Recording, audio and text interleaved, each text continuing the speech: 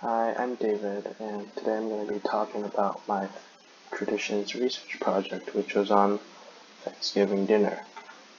So I have this tradition where I celebrate Thanksgiving with my church, and we have both classic Thanksgiving foods like, turkey and mashed potatoes, and we also have Chinese food mixed in, which is just Chinese food from like all parts of China, potluck style, like dumplings, maybe some kind of chicken, etc. And this tradition started when I was very young, and it has now become a pretty big part of my life now. Some background about my tradition is that most of my relatives live across the Pacific in China, and they don't celebrate Thanksgiving, so my family is unable to celebrate Thanksgiving with relatives, as is like tradition. So instead, we started meeting with other Chinese immigrant families in our church who were in a similar situation to us, and we began a tradition of this church Thanksgiving dinner, and because we are all Chinese, we like to add some Thanksgiving Chinese food into our Thanksgiving alongside the classic turkey and stuff. And this tradition's very special to me because it's just a tradition I look forward to all year. It has helped me shape my identity as a Christian Chinese American, and it now also serves as a reminder to me of my identity and heritage. It also just makes me feel good because just being able to sit down with the people who I now consider family and just have a good time is just great. And not to mention, the food is great, it's Thanksgiving. And so my essential question was, how does the way you celebrate a holiday shape your identity? So I was reflecting on my impact of Thanksgiving celebrations that had shaping my identity, which I wrote about in my narrative essay. And I realized that it was not Thanksgiving in general, just the fact that we were eating turkey or giving thanks that was important to me. But it was really the specific way that I celebrated it. It was the unique traditions that made Thanksgiving so special to me. And I wanted to see if this was something that other people experienced as well. I just wanted to see how important the way in which people celebrated holidays was shaping them into who they were. And so in my research process, I was particularly interested in how others felt about this and what their personal experiences were with this. So I looked at some blogs, personal narratives, and personal anecdotes because I thought that these stories would be very useful and particularly in this case and would contribute the most to answering my essential question because I was more looking at how these different ways of the different stories could bring up new perspectives, and we could look at different traditions. And at the end, I wanted to know people's opinions and people's experiences, which would be well expressed in blogs or stories. And obviously, I had to make sure all of my sources were credible. So my first source was a narrative by Carly Barnes from the website Self-Narrate. Self-Narrate is an established nonprofit organization that exists to allow people to share their stories. The author doesn't cite any sources, but instead the author uses personal anecdotes, which means that this is a very good primary source and gives me a very good opinion on and different perspective on this question. My second source was Michelle L. Brennan from Psych Central, and Brennan has a doctorate of psychology in clinical psychology and specializes in treating anxiety, depression, and adjustment disorders. I think that her doctorate studies would probably help her understand the psychological importances of traditions that she talks about in her article, so she would probably be a very credible source on this. And finally, I had read an article from Sarah Hassan from the San Diego Union Tribune, and since this was from a known and trusted news source, the San Diego Union Tribune, this would be pretty credible because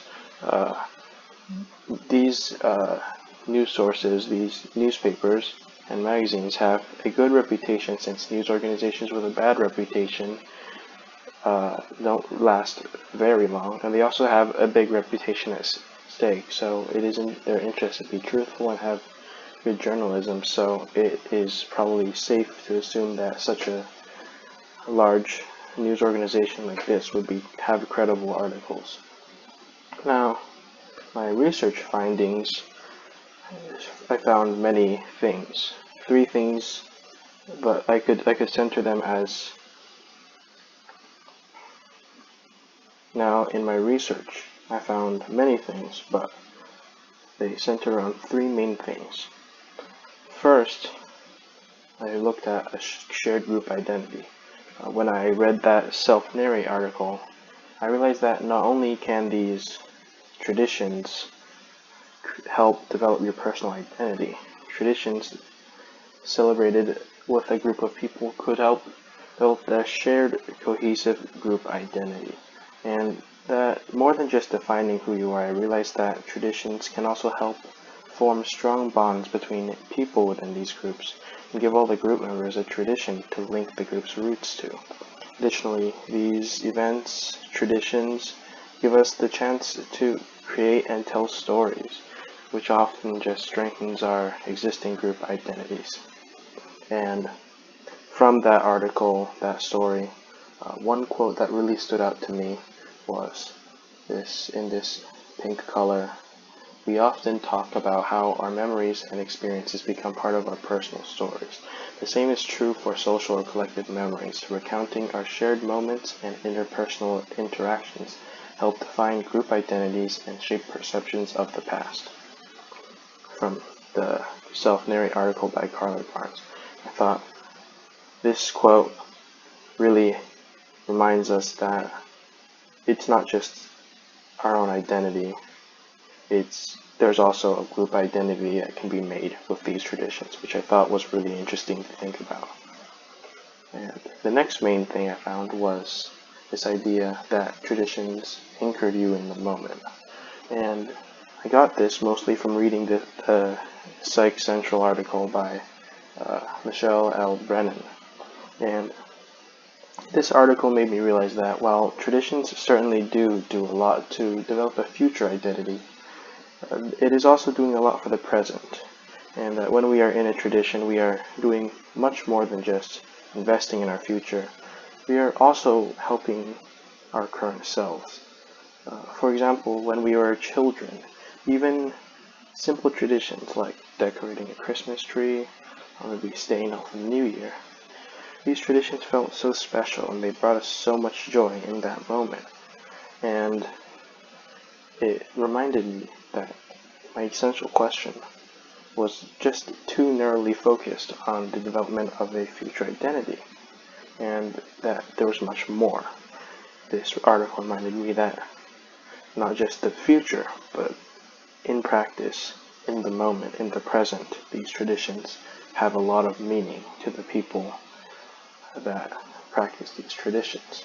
And I felt like the quote that really brought this out was this quote here: "Children crave the comfort and security that comes with traditions and predictability. This takes away the anxiety and the unknown of the unpredictable. Traditions are a wonderful way to anchor family members to each other, providing a sense of unity and belonging." And finally, I realized that building bridges with others was one big part of tradition. After reading the San Diego Union Tribune article, I realized that there was one more part of the equation that I had forgotten. This time it was what happens after the identity. And I realized that after your identity is established, there's also the time where you need to try and connect with people that grew up with different experiences, different traditions, and different views, because it's very rare that you'll find someone exactly like you, and you'll probably never ever find someone like that.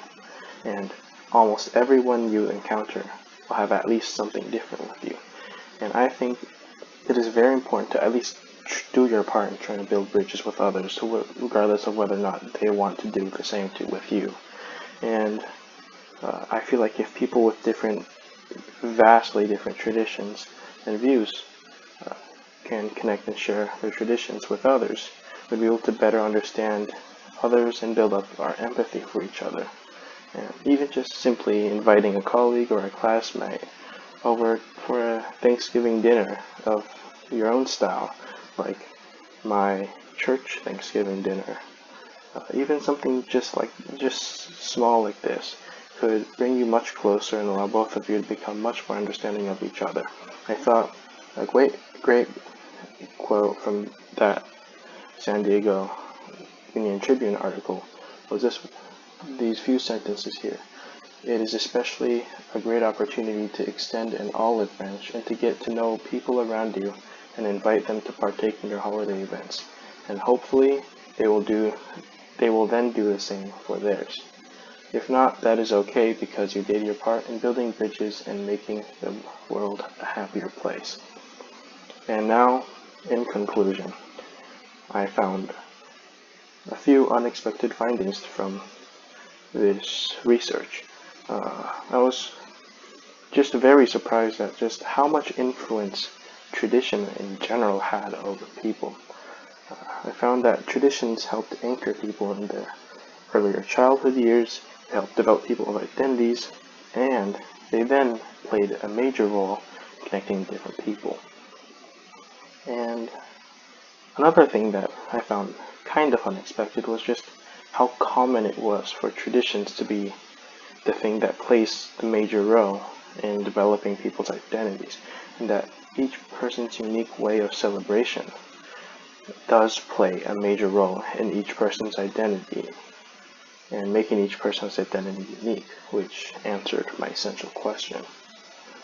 And finally, I learned that traditions, I just learned a lot from this project.